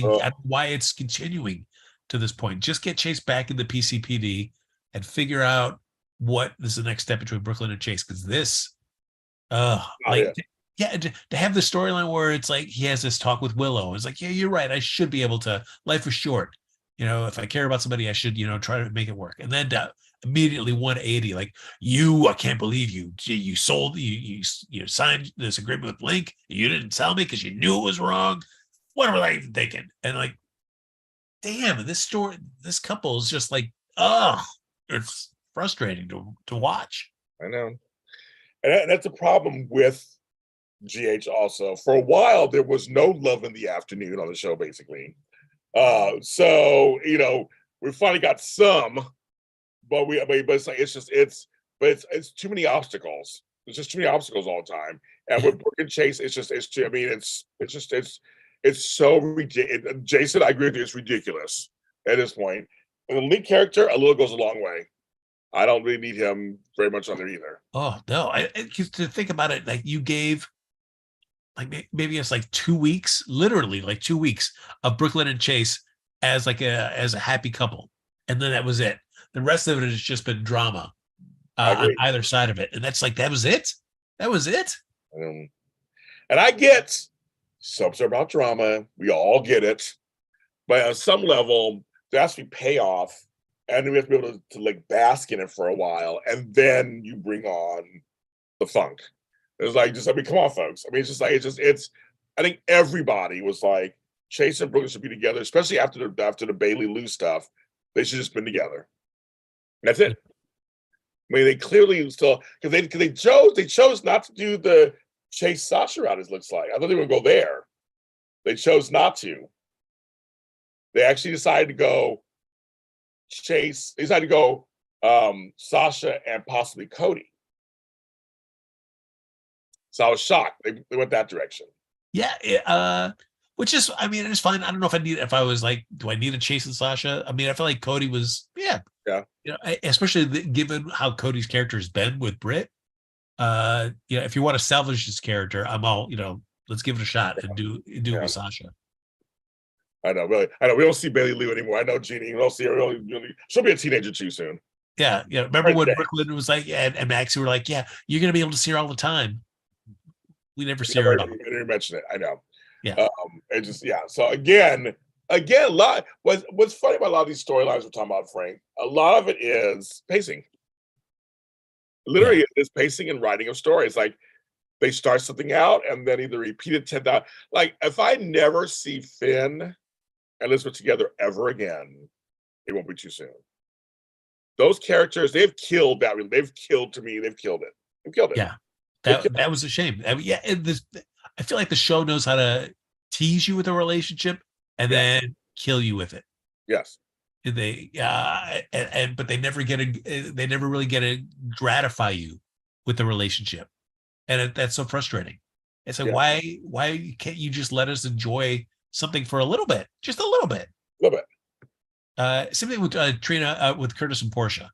Like, given the history that you've already laid for how Curtis reacts to lying, I see no reason that Curtis would go back with Portia, given the way he iced out Jordan when he found out all about all the stuff that he found out. And Portia's lie has been a lot longer than Jordan's lie was. So you saw Jordan and Curtis almost kissed. Yeah. Had some drinks. Yeah. Close. Then, Commissioner, your ride is ready. Yeah, you know, he's doing like parking ticket duty now. Yeah, exactly. Yeah. So I have bad news for you, James. No, I know they're running for them. I'm just saying, I personally just don't. You disagree? Sure, okay. I mean, I don't know. I just to me they've killed it. I'd rather have them in different relationship. I'd spin them off somewhere else. I think, but I don't know this again. I will go for the ride if it seems like it makes sense to me. I will follow a coupling, and if you give me the steps and help me make me see what you're trying to give me, I'll go with it. But when you keep stopping and starting, that Liz and Finn had nothing but obstacles. They have obstacles that are so big. They're like, why would they be together? Like, why can't they just be friends? Like, why do Liz and Finn have to be together? Yeah. Everything they've been through, it's so weird. Like, just be friends. I don't know why they have to be together. No, I agree. And at this point, it would be weird for them to, I think, have any sort of relationship. Right. You know? But I think they're gonna put them. I think they're gonna try. I mean, Jay's probably trying to put them together. Probably. I mean, I know. I mean, I could see, like, if you wanted to revisit it in a few years, maybe. But it's just like, I think you need distance, and you need them with other people first, and then maybe see if they can come back together and make it work. Well, there's certain tropes they do all the time. Jeannie just brought it up. Now we got Gregory hiding an illness. Oh, these scenes are absolutely excruciating to watch. That it took just even weeks and weeks to even get like the modicum, I'm sick. Like, we know that there's something wrong with you. Just tell us what it is. Why aren't you at least telling us, the viewers, so we know what the deal is? It's just, these scenes were garbage, and it's just frustrating the heck out of me that GH is just piecemealing it. Like always, they're just piecemealing it. I think if he was drunk, I almost wish he was a drunk, because those scenes with Alexis, we all knew he wasn't a drunk in those scenes. I know scenes we knew he wasn't a drunk. We just know he wasn't. But in those scenes, those are some really great scenes. Alexis and talking, going back and forth, give me the keys. I actually liked all that. But deep down, I knew that he's not a drunk though. There's something else going on. So these scenes are very moot. It's like they don't really, they're just Alexis talking to Diane about it, talking to this person. Like it's like it just means nothing. It's like he obviously has something more going on. And it's more going on. But I'm really tired of, and they did this with Willow, and they did this all that, and where it's like I just have a reason where I can't tell everybody else that I'm going through this terrible illness. I have to shoulder it all myself. I don't want to be a burden to anybody else. I don't want anybody to look at me differently. Like I will tell you, everybody, right now, I find out that I have some terrible illness. I'm telling people. It's like, yes. Same here. Why am I keeping this to myself? Well, it's also I know it's a plot device because again, this huge fallout from this wedding. But Trina and Chris have not gotten a DNA test yet. I'm not ready. It almost feels like you're just holding off. Like you guys are talking, you're hugging. Why wouldn't you get one? Just get one. Get a DNA test. But we gotta wait until like just the right moment for other storylines to be able to get into place. Right. And now Trina's gonna get it. Just when Jordan and Curtis get back together. Right. Then she says, I am gonna get that DNA test. I am your daughter. Uh-oh. Maybe I should be with Portia now so we can raise her together as a family. Yeah. Right. I know. I see it. I'm like, okay, why? I know it's a plot device. It's obviously, let's hold off until we're ready to get there. But that's my problem. Some other shows do it better, where they do go through, they do almost like telenovelas. They do a whole storyline for a while. And then like, yes, Krista, you are correct. Yes, some people do hide their illnesses. But when it happens over and over again on the same soap opera within the same couple of years, in my opinion, it's tired. Yes. To me, it's a tired plot device. I'm just saying, you're absolutely right. My mother didn't tell she had breast cancer until she was ready to tell she had breast cancer. She held it for a few months. She had the test done. Then she called us kids in as a family and told us. But I'm telling you, this plot has already been done so many times on this show. It's been done so much. It's like, it's so tired. Yes, I know what he means. Trina has been raised already. But you know what Frank means? Like, you should get back together because... But also, Caroline, I used to tell you this, because I have grown children, it never ends. This whole thing about 18 years old, you're done. I'm telling you, Frank, everybody has children, it never ends. I got children still coming to me in their 30s. So that's a myth. And any parent in the chat room who has adult children knows what I'm talking about. That is a total myth. I'm still involved in my kids' stuff. So yeah, they're technically raised from whatever 18, but they ain't done yet. That's all a myth. It is, Frank. It's a myth. My daughter and granddaughter were just here. I was still talking about stuff with them. I mean, it's like, no, but it's all a myth. You turn 18 years old, they're done. They leave the house. Not anymore. More kids are coming back home because it's too expensive out there, and they got credit card debt and all this stuff. So it's like, yes, it's that. But I know what Frank's trying to say is that then they would go back together because they have this child together, so to speak, and that's what it is. And I tell you, I can see that. It's just I'm struggling right now with GH where they're having these characters do these things, holding secrets, and then we have to listen to the justifications about why. And it's just getting harder and harder to just buy these justifications on any kind of rational within the show universe. Like, well, why would you not tell your son, who is a phenomenal doctor? Why would you not have him see if he can help you at all? Why, I don't know. It just, but also they're not from Gregory.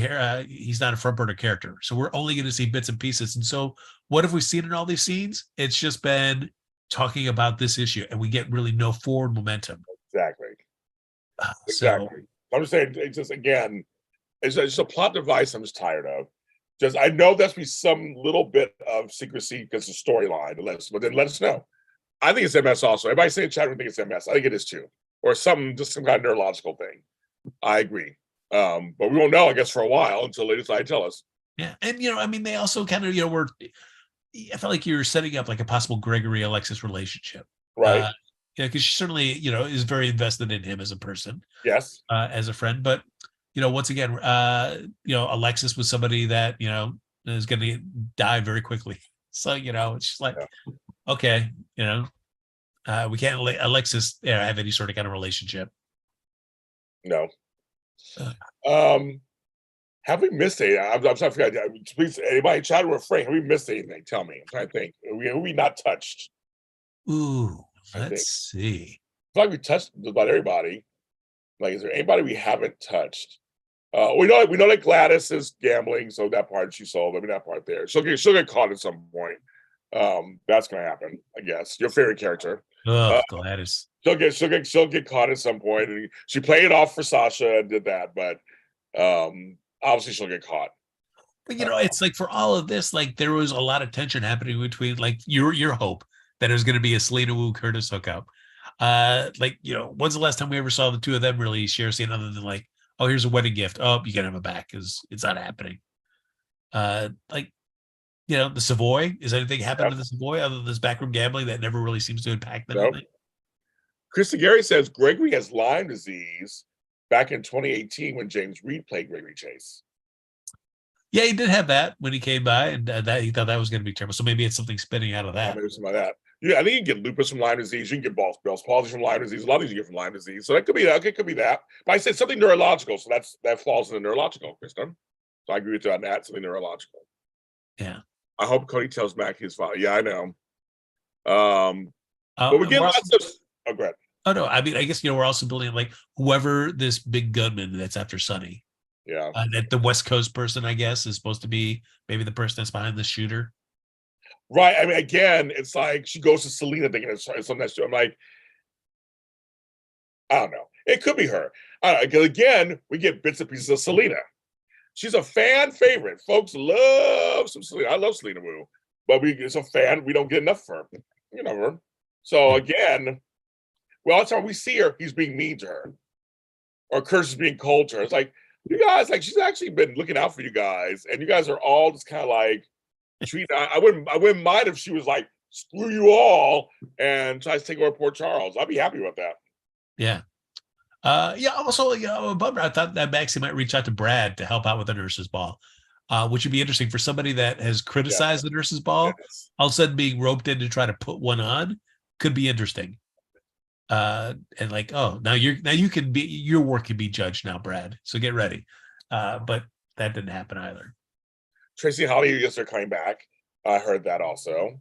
Cam deserves a trust fund. Only want Xander to be rich and famous. That again, great storyline. Decided to write that. That'd be wonderful. They decided to write that. I don't see it happening, but I think everybody in this chat room come up with 10 storylines. That would be really great. That they're not gonna write. Yeah, and we're teased with the Diane and Robert possible romance. Right. Calls it Killer Miller. I love that. Yeah. If you guys don't know this, they're friends in real life. They're both also on Studio City. Little plug, Studio City is on Amazon Prime. James Law Jr. is in season 2. And I'm nominated with my co-stars for Best Ensemble at the Independent Series Awards. April 12th at the Colony Theater, Frank. I'll be there. Yes. Hopefully winning my second award. So I love for my acting. Apparently my acting was really good. So I'm nominated. So we'll see. Well, I think when you guys win, you can take sole credit. It's like this is the crown jewel of what season 2 hung on right there. I was like, Sean, it was all me that scene. It was all me. But I'm very honored to be nominated. But and also I applied to be a judge for the Daytime Emmys. Ooh. So we'll see. We'll see what happens. So I'm getting heavily involved. I watched enough soaps for the last 50 years. Yeah. So we'll see. That knowledge to use. Yes. You're gonna do that. So yeah, so you never know. I might be judging your favorite people. Who knows? Interesting. What are the requirements to be considered a judge? Well, a lot of them I actually, because Sean was like Sean Caden, who my friend, you guys know who he is, played AJ, said to me, you qualify. They're asking me, have you ever hosted these kind of programs, produced these kind of programs? Yes. Have you interviewed? Yes. Have you been in business so many years? Yes. I mean, I just all these things I qualify. So I ask a questionnaire that I actually passed. I think most of the questionnaire. So we'll see. Oh, nice. I've been in business so many years. I've done acting, producing, directing. I've done all this stuff. So, and I know daytime TV, and I gave my links to my stuff, which tells you everything. And so, We'll see what happens. I assume you will be known as Judge James Lott Jr. Judge JJLJ Media. JJLJ. Yes, JJLJ will be coming soon to you. But yes, but they asked me, so they asked me a bunch of, it was like a one-page questionnaire they asked me online. I filled it out and gave my information, so we'll see. Oh, you realize once you become a judge, you have to have a courtroom show on your network. JJLJ coming to you soon. That's right, man. The judge is here. Media. Yes. See the sitting there with like a little judge's cloak on. Oh my God! Yes, I want a gavel. I know Flo has a gavel from his wrestling days after Buzz. I want a gavel too now. See, and then you go. You can have two people come in, and you decide their squabble right there. Yes, exactly. Oh my God, I'd be more like Judge Billy on because my show that's ending after all this time got canceled. People's Court. That was my show.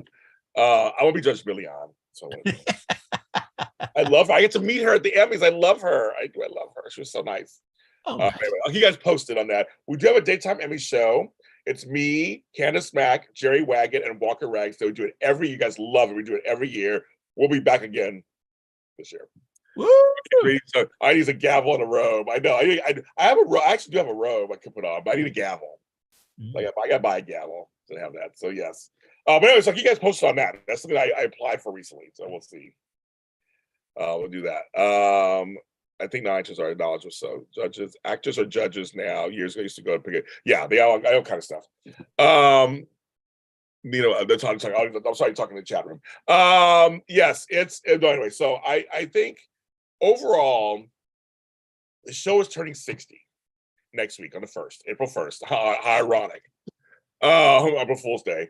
I don't know, Frank. I just think the show has gone through so many different alliterations where it was really bad, and everybody's different. Really bad, really good. Really bad, really good. Really bad. It goes up and like all shows go up and down. Do you think the show could last another 2, 3, 4 years? I mean, do you think the way it's going now? I mean, I tend to say no. I don't know. I feel like the show is on life support on some level, so I don't know if it will or not. It's frustrating because I think, I don't know, like you said, everybody's going to have different characters, different eras of the show that they love. Yeah.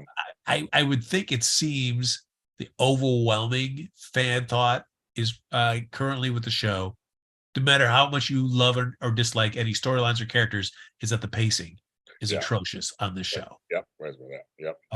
And so I feel like the only thing that's really going to change that is you need to shake up the writer's room or the producer. Yeah. Because maybe the different with a different head writer or a different producer, maybe things are kicked into a different gear. But it's also tough with going into a 60th anniversary, which there are already these plans in place. I'm sure they're going to probably let these play out. So maybe you could get. I mean, I would love to see. It's frustrating because you want to see the 60th anniversary and you want it to be awesome. But my doubts are, because of what we've seen so far, I feel like it's going to be a lackluster event. So, but I don't want the show to end. I'd rather give me another regime to come in and shake things up, because I think the bones, the foundation is there, to tell great stories. Mm-hmm. It's just the way that it's currently being operated is just doesn't execute it as well as it could. I like the old days of the families, the big families. You have the Spencers, the Cassadines, the Corinthoses, the Quartermains. Like, let's get back to the families and draw a story out of that. I think those are some of the best stories I ever thought were drawn out of characters. And people in chat room just like, 2 more years probably, not much longer. I know. I just feel like it's on life support. I know. I know it is. But I don't want to end either. I would love for it to keep going and make the 65 and 70 and keep it going. But I don't. Again, there's characters they need to get rid of, characters they should bring back. I know we all have our own feelings about the kind of stuff. I don't know. I just think it's the pacing. The pacing is what's killing it. And there are other shows who are doing it better. I'm sorry, they're doing it better. They're doing better pacing. They're doing much more rounded stories. We want multi-generational stories. We want that. Everybody wants that. We want history remembered, yet something new in the forefront. I know we all want that. I mean, to me, because we get couplings or whatever. Those are all people love and hate couplings, that's whatever. But if you give me a good story, I'll watch anything. If it's entertaining enough, the dialogue's great, and I'll watch whatever you give me. Yeah. I'll just give it to me. I mean, I think the show, in a world where the pacing was changed and the storytelling was richer and more well-rounded, yeah, there's no reason that the show could go on for many more years. Right. It's just does ABC want to make that commitment to the show? Like, yeah, let's shake things up and let's keep it moving. Jeannie, I was gonna make the mention that next. Budget also. We know the shows are the same budget as they used to. But look at some shows are making the most of their stuff. And so Days Are Alive, I hate to keep citing them, but they literally got a new life on Peacock. The show looks different. It plays different. It's like it's just it's a new life. And I'm like, is that what all these shows need to do? They need to switch on over to streaming and get the streaming money, I guess, or whatever. And I know people don't want to pay for it. I get it. But people are paying for Days Are Alive. They're paying the $1.99. They're paying it to watch it. Yeah. And again, like Frank said, the fact that it got renewed for 2 more years is not guaranteed on a streaming service to get renewed. The shows get canceled all the time. So I'm saying we have for ABC, they have Disney Plus and they have Hulu. They have 2 options to bring GH on there, and hopefully and possibly could raise their budgeting and really give us some good stuff, because all the actors are good. The actors are good. They're all. I mean, there's not a bad one in the bunch. Basically, at this point, they got rid of some. Don't get me started. They got rid of the ones I think were bad, for most part. But most of the actors are really good. We know they can act. Many of them are Emmy winners. We know they can act. It's that they're not giving full potential. When was that time we saw Olivia? Well, she was sick. She needed soup. And only from the Metro Court. You only need Metro Court soup. You couldn't make it down to the kitchen in your mansion where you've got a chef. Right. That soup not good enough. I was just like, what? Again, you're just lazy writing doesn't help either sometimes. It's like just as lazy. It's like lazy.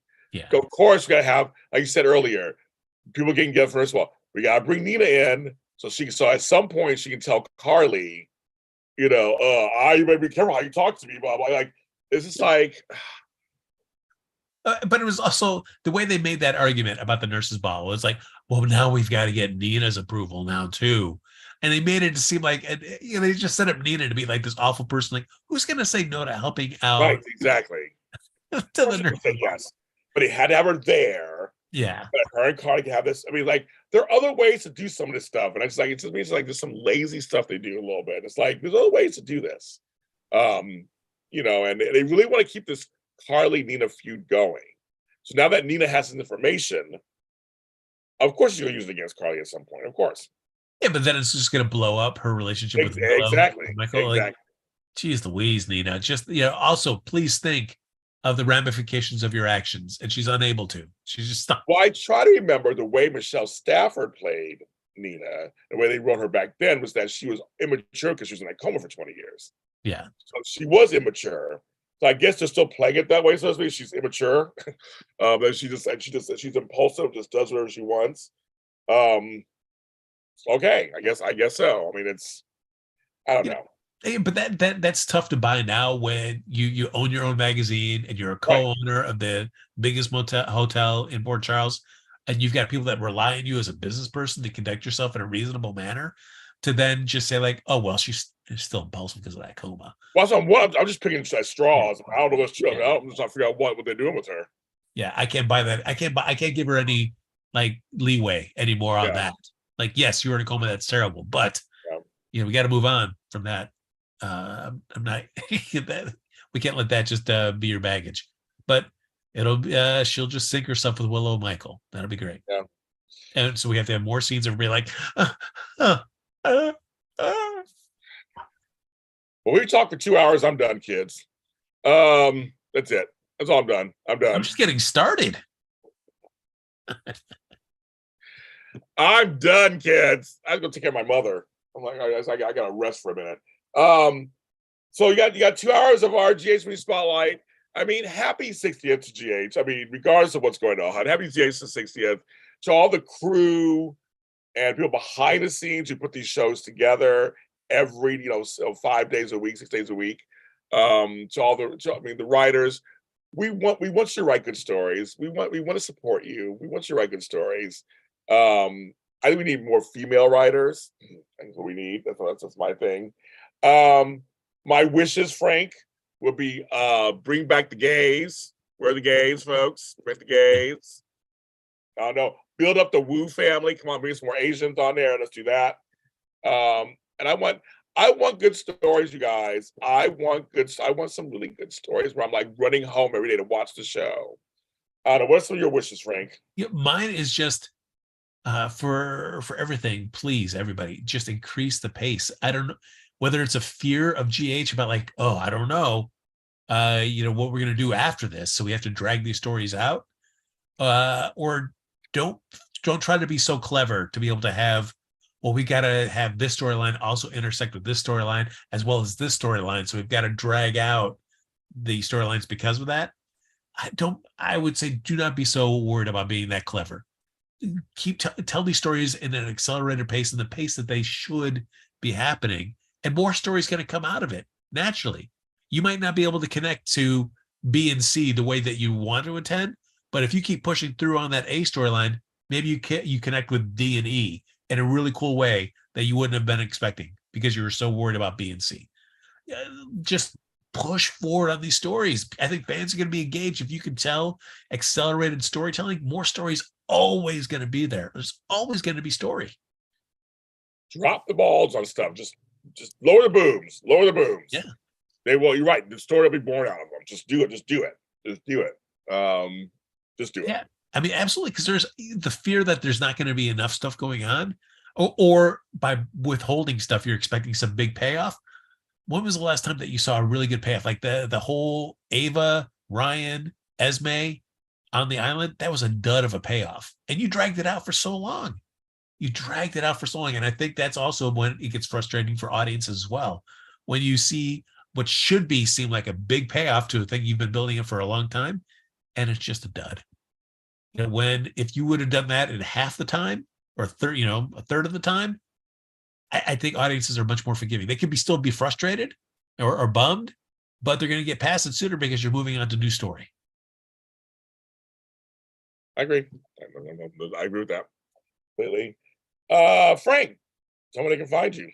Find me on your favorite internets at Happy Go Jackie.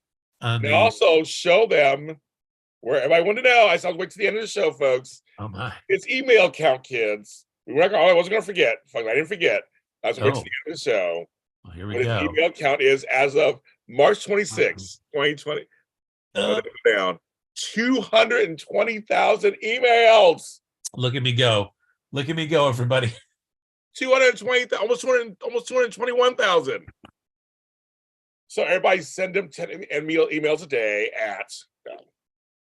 It's happening, everybody. It's happening.